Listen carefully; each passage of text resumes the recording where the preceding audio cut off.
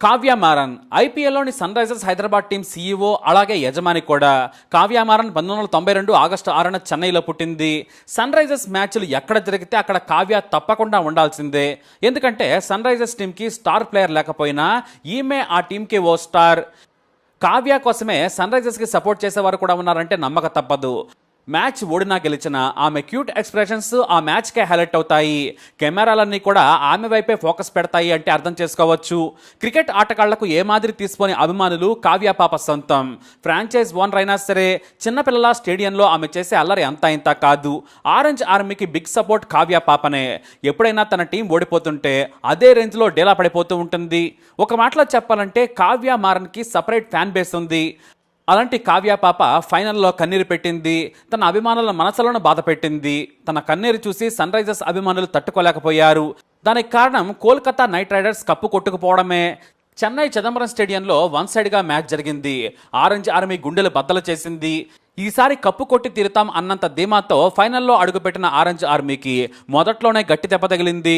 Tourney ఆద్యాంతం విజయాలతో హోరెత్తించిన sun Risers Hyderabad తుదిమెట్టిపై బోల్తా పట్టం కావ్యపాప తట్టుకోలేకపోయింది. కానీ ఈ సీజన్లో ఎస్ఆర్హెచ్ చేసిన పోరాటం మరిచిపోలేం. క్రికెట్ ప్రపంచం ఉలిక్కిపడేలా ప్రత్యర్థులు సలాం కొట్టేలా విధ్వంసం సృష్టించారు. రికార్డులను బ్రేక్ చేస్తూ చరిత్రను తిరగరాస్తూ పోరాడారు. అయితే ఐపీఎల్ వేలంలో ఎస్ఆర్హెచ్ తీసుకున్న నిర్ణయాలను నెటిజన్లతో సహా మాజీ క్రికెటర్లు కూడా వెక్కిరించారు. పేలవమైన వ్యూహాలన్నారు. కానీ కట్ చేస్తే 2024లో సన్ రైజర్స్ ప్రత్యర్థి వెన్నుల్లో వణుకు పుట్టించింది. కనీసం 120 స్కోర్ అయినా సాధిస్తారని హేళన చేసిన వాళ్లకు బ్యాట్తోనే సమాధానం ఇచ్చింది. కేవలం పవర్ ప్లేలోనే ఏకంగా 125 స్కోర్ చేసి రికార్డులు సృష్టించింది. ఇక 11 ఏళ్లుగా ఎవరూ తాకని ఆర్సీబీ అత్యధిక స్కోర్ రికార్డును తునాతునకలు చేసింది. ఏకంగా 3 సార్లు 250 స్కోరుకు పైగా సాధించింది. టీ20 క్రికెట్లో సరికొత్త రికార్డు సృష్టించింది. పొట్టి ఫార్మాట్లో బ్యాటింగ్ ఎలా చేయాలో క్రికెట్ ప్రపంచానికి పరిచయం చేసింది.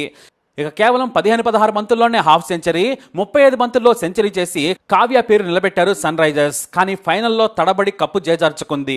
మొదట్లోనే ఓటమి డిసైడ్ అవడంతో సన్ రైజర్స్ సేన డేలా పడిపోయింది. చెన్నైలో జరిగిన ఫైనల్లో తన టాప్ ఆర్డర్ మొత్తం ఫెయిల్ అవడంతో సన్ రైజర్స్ 113 పరుగులు మాత్రమే చేసింది. కానీ కేకేఆర్ 59 బంతుల్లో 8 వికెట్లు చేతిలో ఉండగానే సాధించేసింది. దీంతో మ్యాచ్ ముగిసిన తర్వాత కావ్య పాప ఎమోషనల్ అయ్యింది. తన కన్నీటిని దాచుకోలేకపోయింది. చివరకు బిగ్ బి అమితాబ్ బచ్చన్ కూడా కావ్య మారన్ కన్నీరు పెట్టుకోవడం చూడలేకపోయారు. దీంతో ఎస్ఆర్హెచ్ ఓటమి తర్వాత బిగ్ బి సోషల్ మీడియాలో ఓ పోస్ట్ పెట్టారు. ఐపీఎల్ అయిపోయింది, కేకేఆర్ తిరుగులేని విజయం సాధించింది, ఎస్ఆర్హెచ్కు అసలు అవకాశమే లేకుండా పోయింది. ఎస్ఆర్హెచ్ ఓటమి అనేక రకాలుగా విచారం కలిగిస్తోంది. గత మ్యాచ్ల్లో ఎస్ఆర్హెచ్ అద్భుత ప్రదర్శన చేసింది. అయితే ఎస్ఆర్హెచ్ ఓటమి కంటే కావ్య మారన్ కన్నీరు పెట్టడం ఎంతగానో కదిలించింది. తన టీం ఓటమి తర్వాత ఆమె కన్నీళ్లు ఆపుకోలేకపోయింది. చివరకు కెమెరా కట్టపడకుండా కన్నీళ్లు తుడుచుకుంది. ఆమె పరిస్థితి చూసి చాలా బాధ కలిగింది. అయితే రేపటి రోజుకు మళ్లీ నూతనోత్సాహం మొదలు పెట్టాలి అని అమితాబ్ బచ్చన్ ట్వీట్ చేశారు. ఒక్కరోజు ఆటతో ట్రోఫీ కోల్పోయినంత మాత్రాన సన్ రైజర్స్ కీర్తి ఇసుక రేణువంత కూడా తగ్గదు అని ఛాంపియన్గా నిలిచిన కేకేఆర్, ప్లే ఆఫ్ అర్హత సాధించిన రాజస్థాన్ రాయల్స్, ఆర్సీబీ ఫ్రాంచైజీలు చెప్పడం విశేషం. ఈ బాధ ఎలా ఉంటుందో మాకు తెలుసు, తలెత్తుకునేలా పోరాడారు, మీరు అందించిన వినోదాన్ని ప్రతి ఒక్కరూ ఆస్వాదించారు అని సన్ రైజర్స్ హైదరాబాద్ను ఉద్దేశిస్తూ ఆర్సీబీ ట్వీట్ చేసింది. ఒకప్పుడు సన్ రైజర్స్ టీం పాయింట్ల పట్టికలో ఎక్కడుంది అంటే ఆఖరి నుంచి చూడాలి అని జోకులేసేవారు. అలాంటి టీంని ఈసారి ఏకంగా ఫైనల్కు చేర్చాడు కెప్టెన్ ప్యాట్ కమిన్స్. తన కెప్టెన్సీతో బలమైన జట్లను సైతం బోల్తా కొట్టించి మెగా టోర్నీలో జట్టును రన్నరప్గా నిలిపాడు.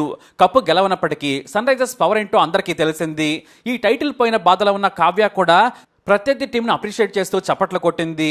అది నిజంగా మెచ్చుకునే విషయమని కొంతమంది కమెంట్లు కూడా చేస్తున్నారు. ఏదైనా ఎన్నో ఆశలు పెట్టుకున్న మ్యాచ్ ఇలా అవ్వడం కావ్యను బాగా కొంగదీసింది.